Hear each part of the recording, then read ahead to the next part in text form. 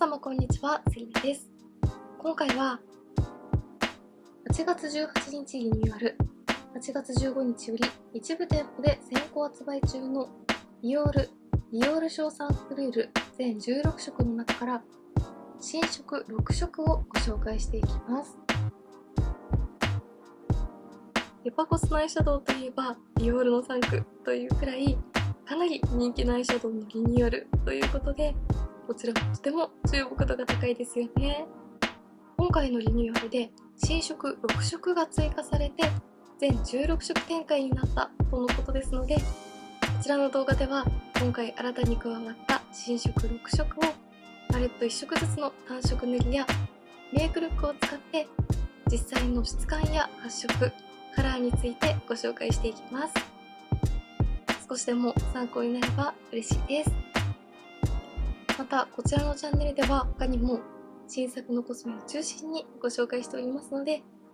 気になった方はぜひチャンネル登録して動画もチェックしていただけたら嬉しいです。それでは早速始めていきます。今回ご紹介していくのはこちら、ディオール賞サンククルール。人気ナンバーワンクチュールアイシャドウ全16色のカラーハーモニー。美しい発色とかつてないほど軽やかでソフトな質感でロングウェアの仕上がりを叶える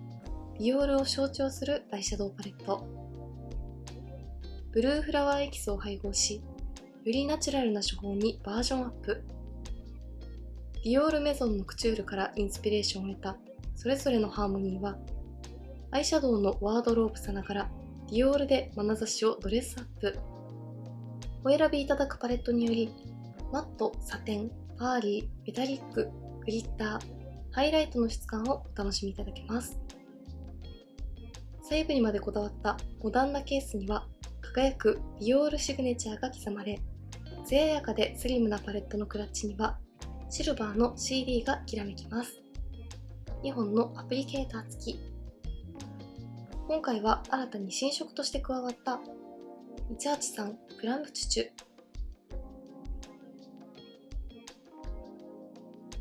ュ、343カーキ、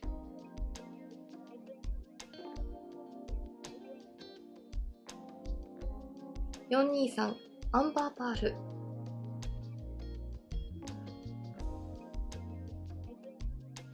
673レッドタータン、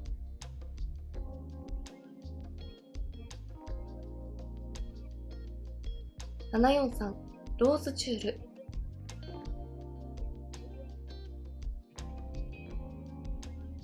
そして823ローザムタビリスの6色をご紹介していきます。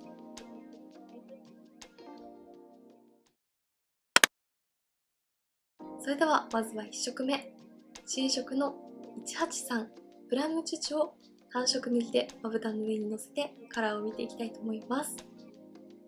まずこちら左上のカラーです。1色目はパールによるツヤとラメを感じられるようなカラーです。まぶたの上にのせてみるとリニューアル前と同様、こういったラメカラーでもしっかりと発色してくれるところは変わらないですが、リニューアル前よりも粉質が軽くてさらりとしている感じがします。はい、まずは1色目、左上のカラーはまぶたの上にのせてみるとこんな感じでした。まず発色については、手元で見た時はリニューアル前よりもかなり発色がナチュラルになったかなという感じがしましたが、まぶたの上にのせてみるとこんな感じで、ラメカラーでもしっかりとベースの色味が発色してくれるような高発色のところはあまり変わらなかった印象です。ただ粉質がとても軽くなった感じがするので、発色の良さはそのままに以前よりもカラーがぼかしやすくなったように感じます。パレットで見るともう少しベージュっぽい発色になるのかなという印象でしたが、まぶたの上にのせてみるとくすみ感のある大人っぽいピンクベージュのようなベースのカラーがうっすらとついた上に、パール感とシルバーの大粒ラメがぎっしりと輝くような質感で、程よい陰影感もありますが透明感も演出してくれるような大人っぽいカラーでした。程よい陰影感も兼ね備えているので、一色で使っても可愛いです。続いてこちら、右上のカラーです。やはりこちらもまぶたの上にのせてみると発色はしっかりとしていますね。はい、2色目。右上のカラーはこんな感じでした。こちらは白っぽいベースがついた上に、上からパール感と微細な多色のラメを感じるような質感でしたが、やはりこういったシアーなカラーでもまぶたの上にのせてみると、しっかりとパウダーが肌に密着してカラーが発色してくれるタイプです。よく見るとシルバーの他にもピンクやパープルなどの微細なラメが輝くので、白浮きしすぎないホワイトラメカラーという感じがとても絶妙です。1色目と2色目、それぞれ引きで見るとこんな感じです。続いてこちら、中央のカラーです。中央のカラーはパールやラメ感などは感じないようなマット質感です。こちらも手元で見た時よりも高発色ですが、やはり軽くて伸ばしやすい粉質に変化しているので、指でもなじませやすいです。はい、3色目、中央のカラーはこんな感じでした。指で何度かしっかりと重ねていくと、こんな感じでかなりしっかりと発色してくれたので、やはりリニューアル後のサンククルールは、手元で見た時よりもまぶたの上にのせるとよりしっかりと発色を楽しめるタイプだなという印象です。パレットで見るよりもより深みがあってダークなパープル系で、とても大人っぽいカラーです。続いてこちら、左下のカラーです。手元で見た時よりも思ったよりも発色がしっかりとしているので、ディオールのバックステージアイシャドウブラシ S を使って塗っていきたいと思います。ブラシを使って塗っていってもこんな感じで、やはりしっかりとまぶたにカラーが乗ってくれます。はい、4色目、左下のカラーはこんな感じでした。こちらのカラーはディオールのバックステージアイシャドウブラシを使って塗ってみましたが、ブラシ塗りでもこのくらいしっかりとしたカラーの発色を楽しむことができました。そしてパレットで見るよりも意外と明るめのカラーに発色して、パープルというよりも高発色な青みピンクといった感じのカラーでした。このカラーありそうでないような、なかなか絶妙なカラーだなと思います。3色目と4色目、それぞれ引いてみるとこんな感じです。最後はこちら、右下のカラーです。このカラーもディオールのバックステージアイシャドウブラシで塗っていきます。はい、最後5色目、右下のカラーはこんな感じでした。こちらも先ほどご紹介した左下のカラーと同様、ブラシで塗ってもしっかりと発色を楽しめるタイプです。こちらにもパールやラメによる輝きなどは感じないような高発色なマット質感で、中央のカラーと同系統の青み寄りのパープル系です。ただ中央のカラーよりもこちらのカラーの方が明るさが出ているような印象です。5色目、右下のカラーは引いてみるとこんな感じです。ではここからは183のプラムチチュ全色を使ったメイクをご紹介していきます。まず左上のカラーを指に取ってアイホール全体にベースとして塗っていきます。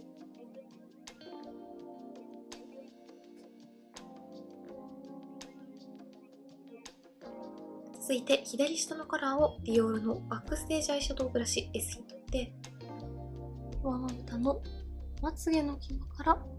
目を開けた時にカラーが見える位置まで寄せていきます。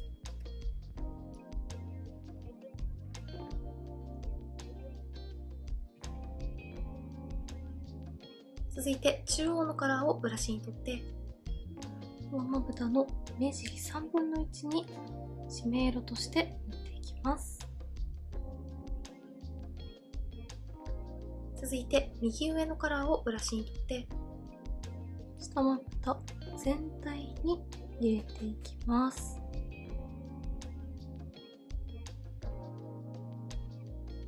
最後に右下のカラーをブラシに取って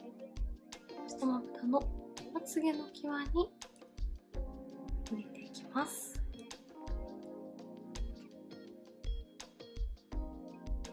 はい、こんな感じで183のプラムチュチュ全色を使ってメイクしてみるとこんな感じでした。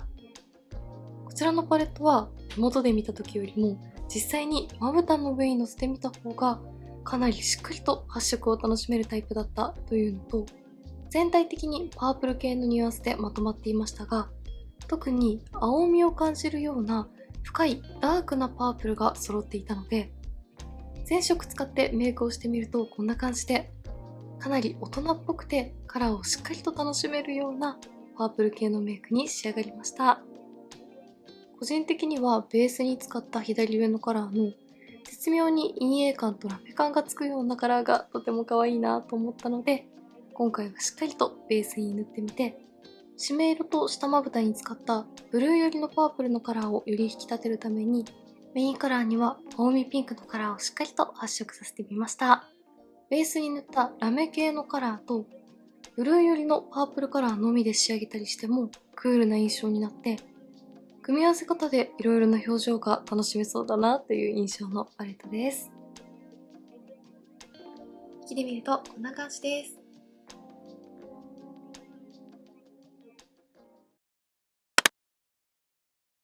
続いては343のカーキです。まずは1色ずつ暖色塗りでカラーを見ていきます。まずは1色目、左上のカラーです。こちらのパレットは手元で見たときに先ほどご紹介した183のプラムチュチュよりもかなり発色がナチュラルな印象だったので、今塗っている1色目のカラーはこのパレットの中でもマット質感で発色もしっかりと出るようなタイプですが、こんな感じで指で塗ってもミディアムカラーくらいの発色にとどまってくれます。やはりリニューアル後の三角ルールはパレットによって発色の濃さなどが違う感じがします。はい、まずは1色目、左上のカラーはこんな感じでした。質感としてはパールやラメを感じないようなふんわりとしたマットタイプでしたが、やはりこちらのパレットは先ほどご紹介した183のマットカラーよりもかなり発色がナチュラルで柔らかい印象です。そしてカラーもパレットで見るよりもブラウンニュアンスが抑えめで、とても柔らかいピンクブラウンといった感じで、このカラーものすごく可愛いなと思います。温かみがあって柔らかい、ディオールでは珍しい色出しな印象です。続いて2色目、右上のカラーです。やはりこちらもかなり発色がナチュラルで、指で塗ってもベースのカラーはほぼクリアに発色するような感じです。はい、2色目、右上のカラーはこんな感じでした。指で何度かしっかりと重ねていっても、ベースには透け感が残って、ゴールドの微細ラメがちらちらと散りばめられるようなアクセントカラーでした。ディオールのラメカラーには、ベースにしっかりとカラーが乗るようなタイプが多い印象だったので、こういったラメだけが乗るようなカラーはなかなか珍しい印象です。1色目と2色目、それぞれ引きで見るとこんな感じです。続いて3色目、中央のカラーです。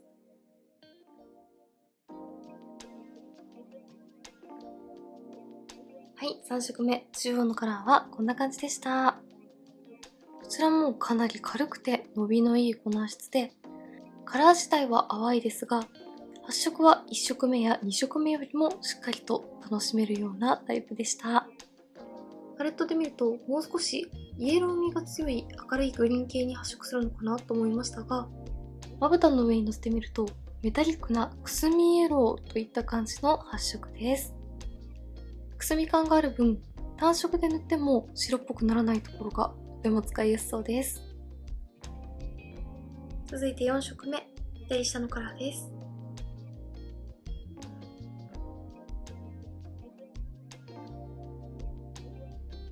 はい、4色目、左下のカラーはこんな感じでした。こちらのカラーは手元で見た時もとても絶妙だなと思いましたが、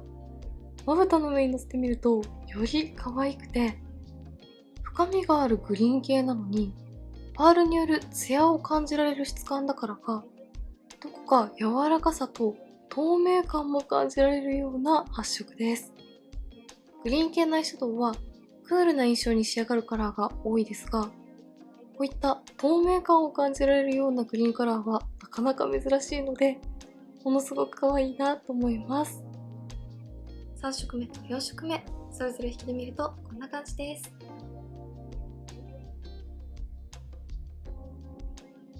最後5色目、右下のカラーです。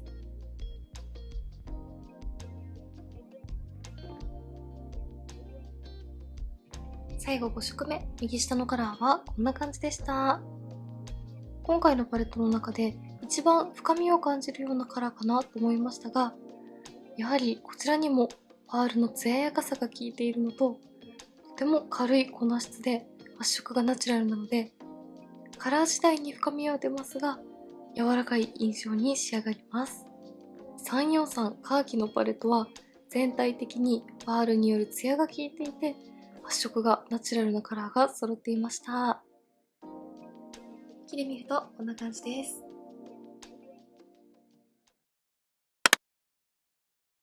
ではここからは343のカーキ全色を使ったメイクをご紹介していきます。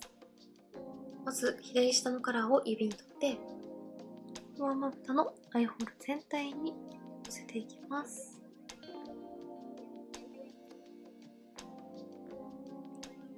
続いて左上のカラーをブラシに取って、上まぶたの目尻3分の1に締め色としてのせていきます。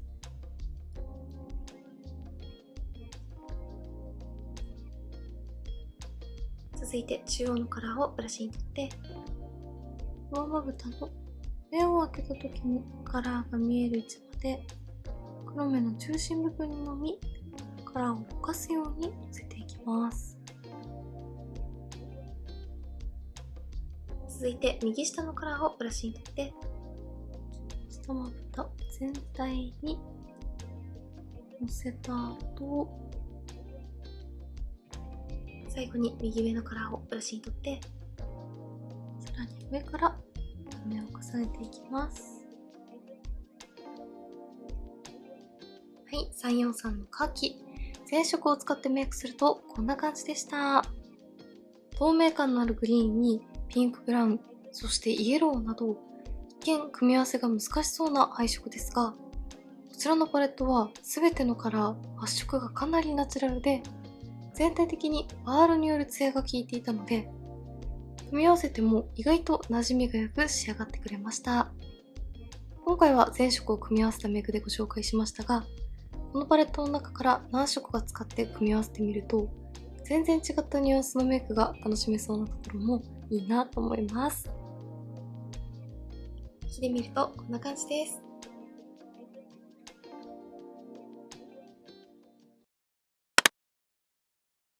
続いてはこちら、423のアンバーパールです。まずは1色ずつまぶたの上に単色塗りをしてカラーを見ていきます。まずはこちら1色目、左上のカラーです。質感としてはパールによるツヤというよりもふんわりとしたマットタイプがベースになっている感じですが、発色はとてもナチュラルです。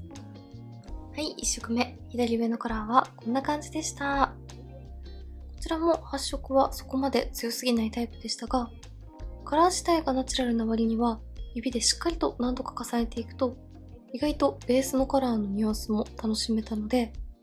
183と343のパレットのちょうど中間のような発色という印象です。柔らかくて肌なじみのいいオレンジのカラーのベースに同系色のパールがポイントで輝くようなタイプでした。続いて2色目、右上のカラー。こ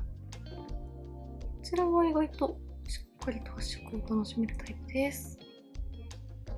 はい、2色目、右上のカラーはこんな感じでした。こちらはカラー自体は柔らかいニュアンスですが、発色がかなりいいタイプだったので、きちんとまぶたの上でもカラーを楽しめるような質感でした。パレットで見るとこちらのカラーなので、オレンジニュアンスが効いているベージュ系なのかなというふうに思っていましたが、まぶたの上にのせてみると高発色のタイプだったからか、明るいコーラルのカラーをしっかりと楽しめます。鮮やかですが柔らかさもあってとても可愛いです。1色目と2色目それぞれ引きで見るとこんな感じです。続いて3色目、中央のカラー。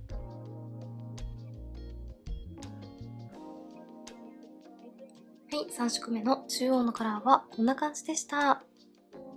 ちらはホワイトのカラーのベースによく見るとかなり微細なコーラル系のラメがキラッと輝くようなアクセントカラーでした。こちらも粉質自体はサラサラとしていて軽いタイプですが、しっかりとまぶたにホワイトカラーが乗ってくれるので発色はいいタイプだなという印象です。続いて4色目、左下のカラー。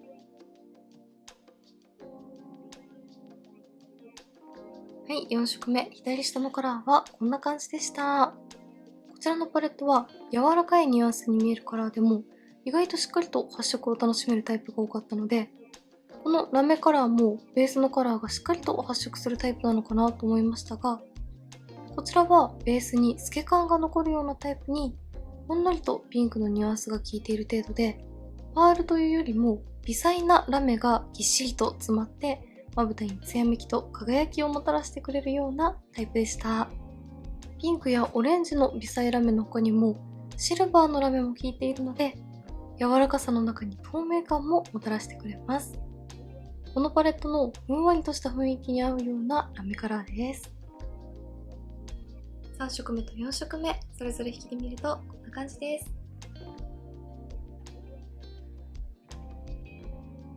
最後5色目、右下のカラーです。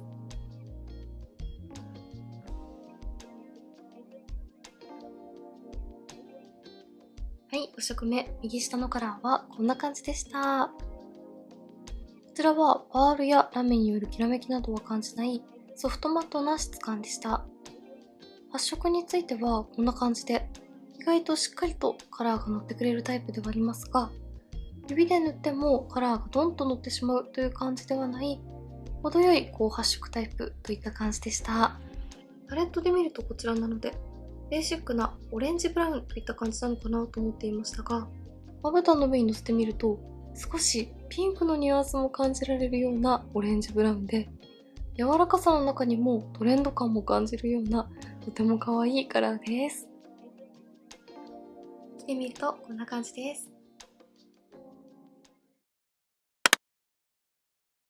ではここからは423のアンバーパール全色を使ったメイクをご紹介していきます。まず左上のカラーを指に取ってアイホール全体にベースとして塗っていきます。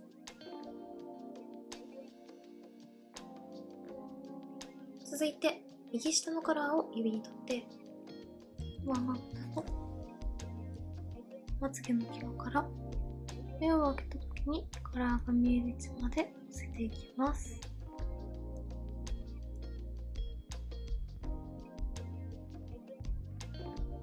続いて左下のカラーを指に取って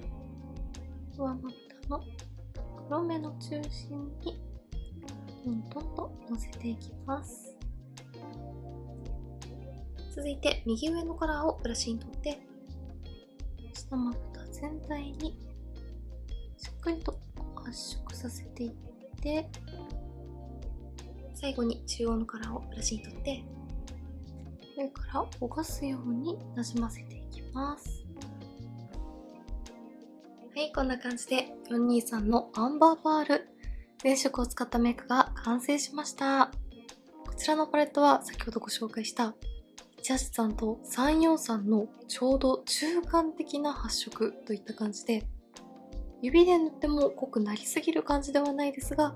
しっかりとカラーを楽しめるような配色だったので、上まぶたは全て指練りでしっかりとアイシャドウのカラーを出して、最後にラメをアクセントでのせてみました。個人的に右下の少しピンクのニュアンスも感じるようなオレンジブラウンがとても可愛いなと思ったので、今回こちらをメインとしてしっかりと発色させてみましたが、柔らかいカラーニュアンスなので重たくなりすぎずに、でもちゃんと陰影感をつけてくれているところが、質感とカラーのバランスが取れていてとてもいいなと思いました。きで見るとこんな感じです。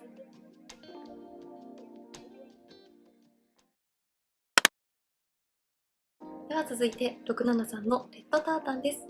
まずは単色塗りをご紹介していきます。まず1色目、左上のカラーです。こちらのパレットは手元で見たときにしっかりとカラーが発色する高発色タイプだなと思いましたが、1色目のラメカラーもこんな感じで、他のパレットよりもしっとり感があるような質感でまぶたにフィットします。はい、まずは1色目、左上のカラーはこんな感じでした。やはりこちらは手元で見た時と同様、しっとりとしていて高発色な粉質だったので、カラー自体はかなり明るめで自然ですが、ベースのホワイトのカラーもしっかりとまぶたの上に発色して、さらにその上に大粒のシルバーラメがキラキラと輝くような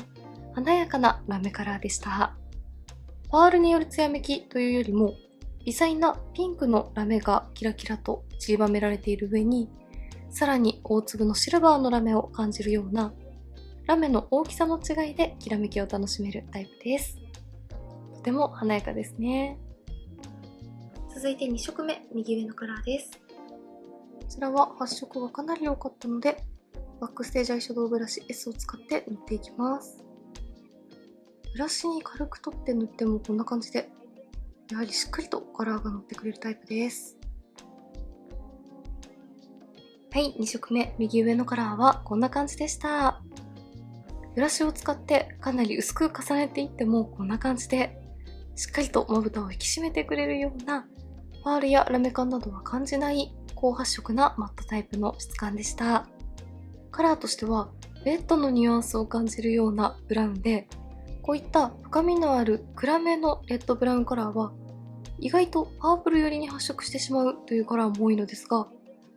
こちらはちゃんと深みもありつつパープルに寄らずにレッドのニュアンスのまま保ってくれているところがものすごく絶妙で可愛いなと思います。発色はしっかりですが単色塗りでも素敵です。1色目と2色目、それぞれ引きで見るとこんな感じです。続いて3色目、中央のカラーです。こちらも高発色なのでブラシで塗っていきます。はい、3色目、中央のカラーはこんな感じでした。こちらも2色目と同様、かなり発色がいいタイプだったので、指ではなくブラシで仕上げてみました。パレットのイメージではもう少し深みのある暗いレッド系に発色するのかなと思いましたが、実際にまぶたの上にのせてみると意外と明るめのレッド系に発色したので、組み合わせ方次第でいろいろなパターンが楽しめそうなカラーです。続いて4色目、左下のカラーです。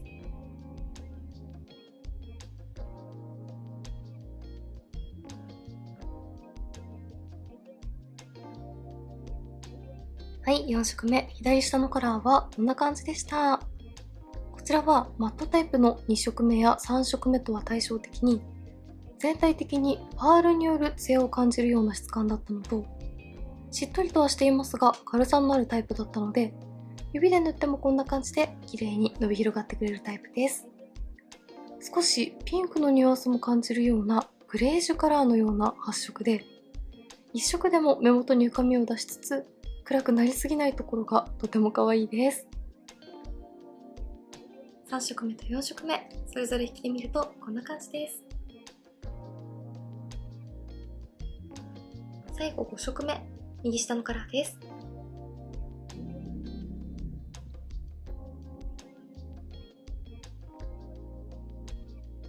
はい、最後5色目、右下のカラーはこんな感じでした。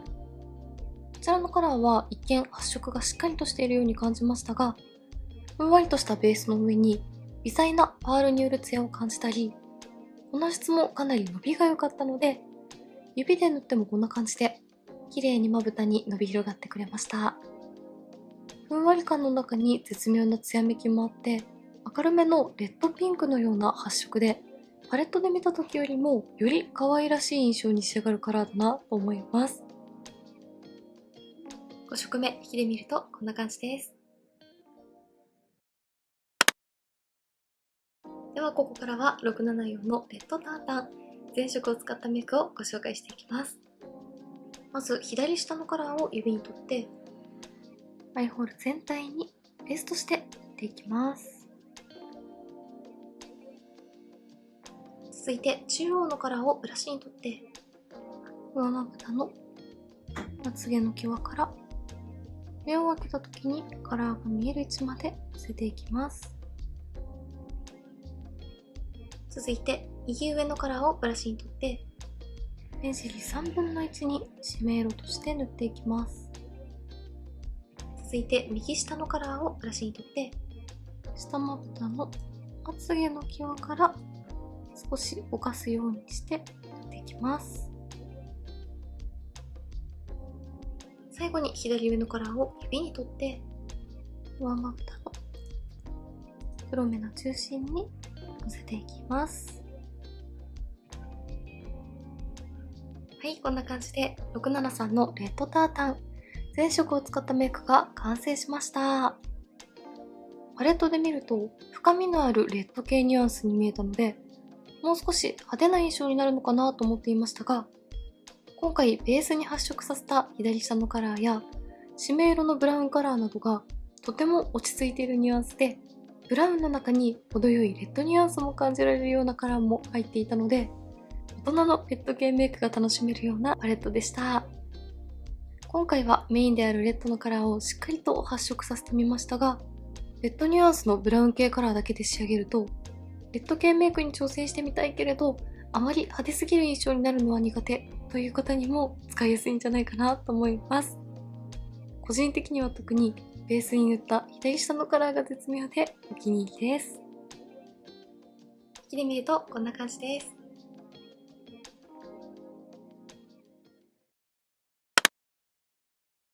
では続いて743のローズチュールです。まずは単色塗りでカラーを見ていきたいと思います。まず1色目、こちら左上のカラーです。こちらのパレットは発色自体は意外としっかりとしていますが、カラーが柔らかいニュアンスなので指でも自然に馴染んでくれるようなタイプですね。はい、まずは1色目、左上のカラーはこんな感じでした。こちらのパレットを見たままのようなクリームイエローのようなホワイトカラーがこんな感じでしっかりとまぶたの上にも乗ってくれるので、しっとりとしていてカラーの発色自体はしっかりと出てくれるタイプのパレットだなと思います。ベースのカラーはしっかり発色しつつもパールによるツヤと微細なラメがきらめくのでまぶたに自然なツヤっぽさが出てとても可愛いです。続いて2色目、右上のカラーです。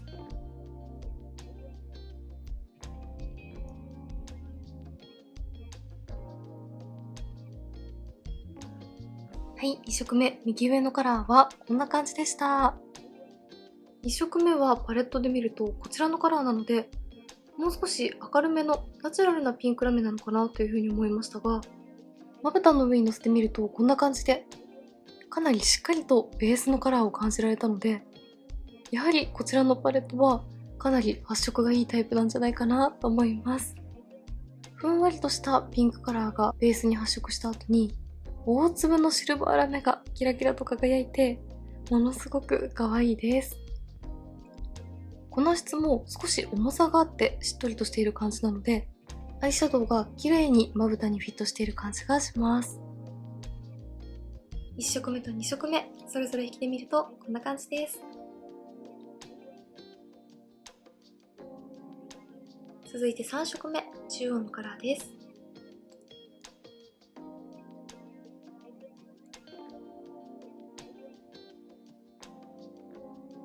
はい、3色目、中央のカラーはこんな感じでした。パレットの見た目通りの柔らかいベビーピンクといった感じのカラーでしたが、まぶたの上に乗せてみるとシルバー系の微細なパールが効いていたり、全体的に青みのニュアンスを強く感じるような明るめピンクカラーに発色しました。743のパレットはこういった柔らかくて可愛らしいピンクカラーが豊富でいいですね。続いて4色目、左下のカラーです。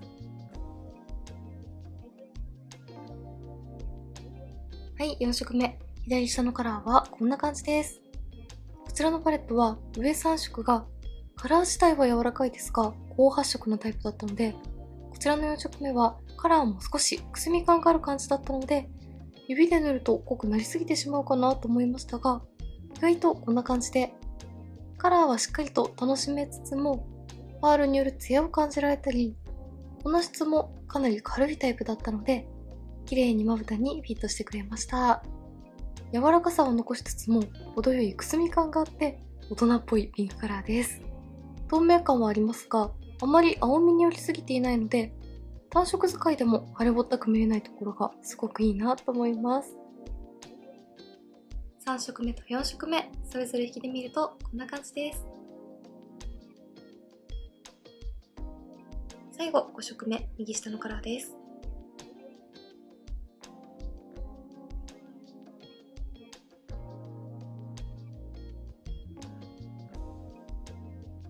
はい、最後5色目はこんな感じでした。こちらはしっとりとしている粉質なので、もっと発色が濃くなりすぎてしまうかなと思いましたが、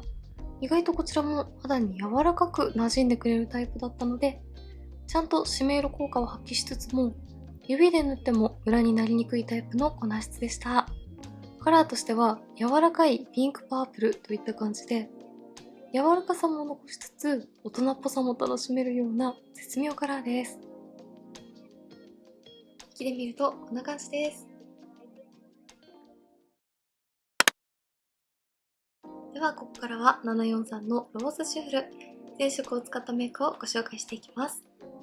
まず右上のカラーを指に取ってアイホール全体にベースとして塗っていきます。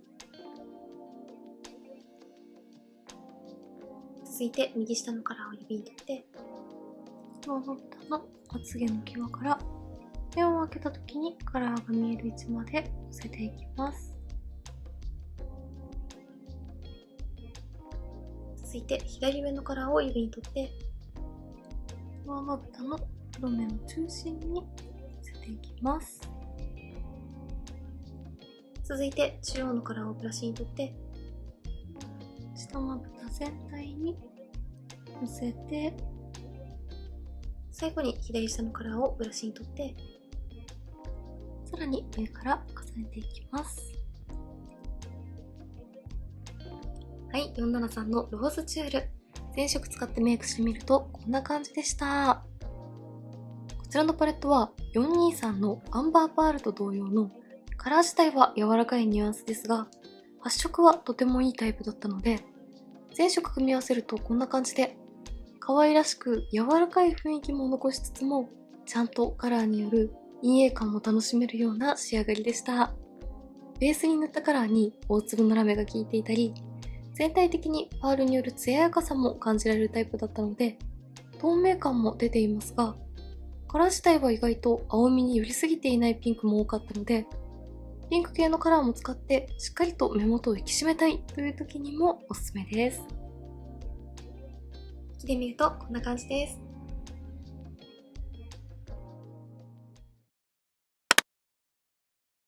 それでは最後はこちら823のローザムタビリスのカラーです。ローザムタビリスは昨年限定色として同じ名前のカラーが発売されましたが、カラーを比較してみるとこんな感じで、特に下の2色などはかなり似ている感じがしますが、少しだけカラーのニュアンスやラメの強さなどが変わっているのと、店頭で PA さんにお伺いしたところ、かなり似てはいるけれどカラー自体はまた別のものとのことでしたので、まずは今回新色として登場したローザムタビリスを1色ずつの単色塗りとメイクルックを仕上げてご紹介した後に、昨年発売された限定のローザムタビリスと比較してみて、どんな感じの違いがあるのかも見ていきたいと思います。ではまず1色目、左上のカラーです。こちらのパレットは発色は中間的という感じで、粉質も軽くて塗りやすいタイプです。はい、1色目、左上のカラーはこんな感じでした。こちらはパレットを見たままのような少しくすみニュアンスも感じるホワイトに近いようなピンクカラーが自然に発色してくれます。ふんわりとしたベースに微細な同系色のラメがキラッとアクセントになりますが、粉質も軽く、発色も中間的なタイプだったので、あまり主張しすぎずにベースのカラーとしても使いやすそうです。続いて2色目、右上のカラーです。かなりしっかりとした大粒のラメが感じられますね。はい、2色目、右上のカラーはこんな感じでした。こちらは1色目よりも粉質に重さがあってしっとりとしているので、まぶたの上に綺麗に大粒ラメが密着してくれるようなタイプでした。ベースのカラー自体は発色がナチュラルなので透け感はありますが、微細なピンクのラメが輝く効果で、こちらにもうっすらと明るいくすみピンクのカラーを感じられます。限定で発売されたローザムタビリスは、ここまでしっかりとした大粒ラメのカラーは入っていなかったので、こちらのカラーもよりアクセントになってくれそうです。1色目と2色目、それぞれ引きで見るとこんな感じです。続いて3色目、中央のカラーです。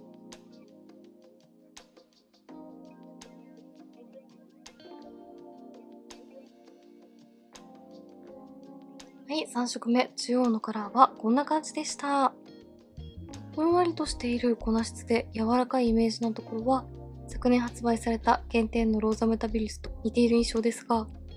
ちらのカラーはかなり青みが強い明るめピンクといった感じなので、また全然違ったイメージが楽しめそうです。続いて4色目、左下のカラーです。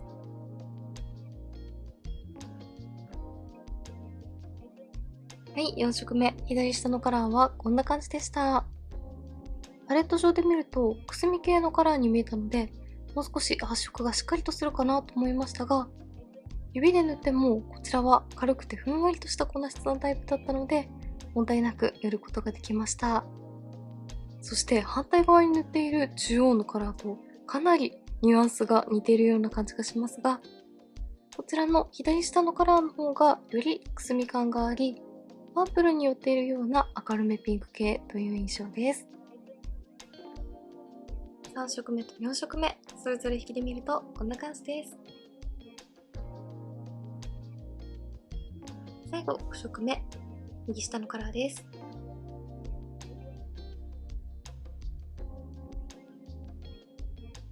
はい、最後5色目はこんな感じでした。こちらも3色目と4色目にかなりニュアンスが効いている青みのピンク系カラーでしたが、こちらのカラーが一番くすみ感が強くて、締め色にもなりそうな上品な色合いでした。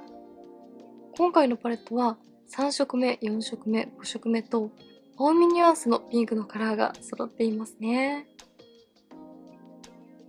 5色目はこんな感じです。では、ここからは827のローザムタビリス全色を使ったメイクをご紹介していきます。まず、右下のカラーを指に取って、アイホール全体にのせていきます。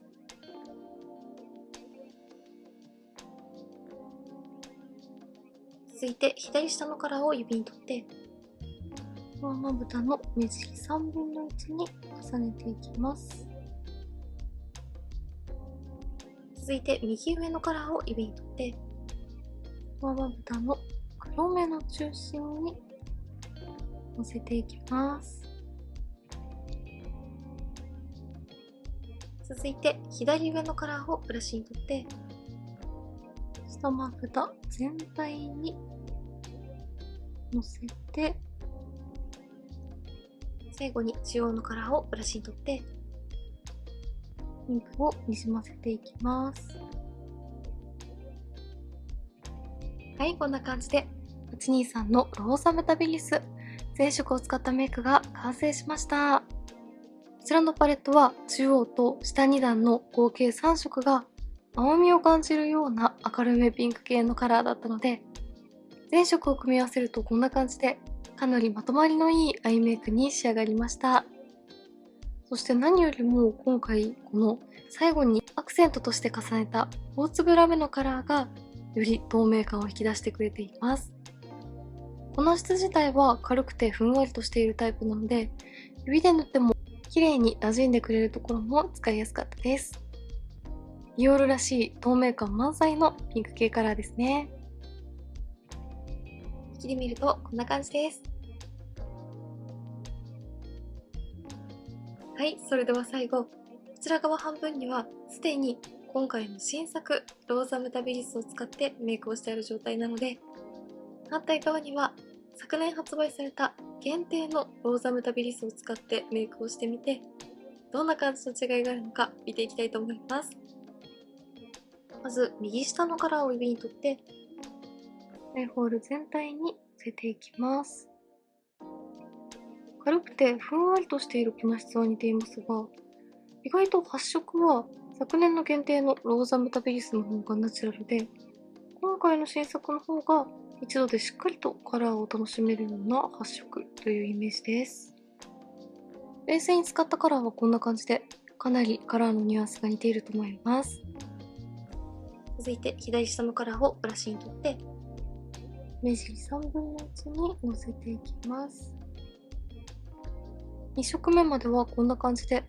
今シメ色に塗ったカラーは今回シメ色に使ったカラーよりも少し赤みが強いような印象はありますが、この時点ではかなり似ていると思います。続いて右上のカラーを指に取って、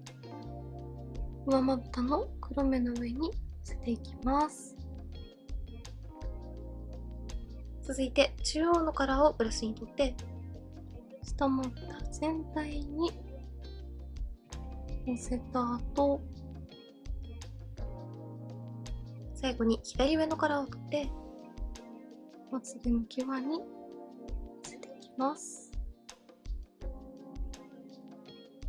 はい、こんな感じで、こちら側には今回新色として登場したローザムタビリス、反対側には昨年発売された限定色のローザムタビリスを使ってメイクをしてみました。比較してみるとこんな感じで、やはりパレット上で見たイメージの通り、今回ベースにメインとして使った下の段の2色はどちらのパレットもかなりカラーのニュアンスが似ていますよね。質感としては今回の新色の方が柔らかさの中にもよりしっかりと発色をするような質感でしたが、青みが強いピンクのニュアンスの感じなどとてもよく似ていると思います。ただ今回の新作と昨年の限定で大きく違う点としては、最後にアクセントとしてのせたラメカラーです。今回の新作はかなり大粒のシルバーのラメを楽しめるような質感だったのに対して、昨年の限定はかなり微細なラメといった感じなので、より華やかな印象に進化したのかなという感じがします。そして2つ目は下まぶたにのせたピンクのカラーで、今回の新作は全体的に青みニュアンスを感じるようなピンクカラーでまとまっていましたが、昨年の限定色は青みピンクの中にもコーラルのニュアンスを感じるようなカラーも入っていたので、少しだけ温かみの要素もプラスされるところが少し違ったポイントでした。より統一感のある青みピンク系のパレットを探しているという方や、しっかりとした大粒のラメも楽しみたいという方に使いやすいんじゃないかなと思います。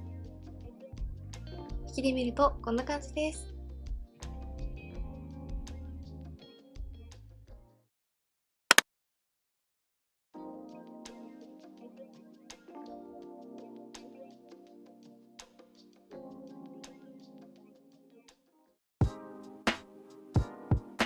はい、ではこんな感じで8月18日リニューアル、8月15日より一部店舗で先行発売中のディオールショーサンクルールの全16色の中から今回新色として加わった6色をご紹介していきました。今回新色として追加された6色はディオールらしい高発色のタイプはもちろん、パールによるツヤ感を感じるニュアンスカラーのようなナチュラルな発色のタイプだったり、軽くて伸ばしやすいけれどしっかりカラーを楽しめたりと、パレットごとで発色や質感が異なるところもものすごく面白いなと思いました。そして全体的にラメが大粒のパレットが多かったので、しっかりとしたラメ感を楽しみたいという方にもおすすめです。全国発売は8月18日からとなりますので、気になった方はぜひチェックしてみてください。メイクについてのご質問やこんな動画が見たいなどございましたら、お気軽にコメントやチャンネル登録していただけると嬉しいです。それでは最後までありがとうございました。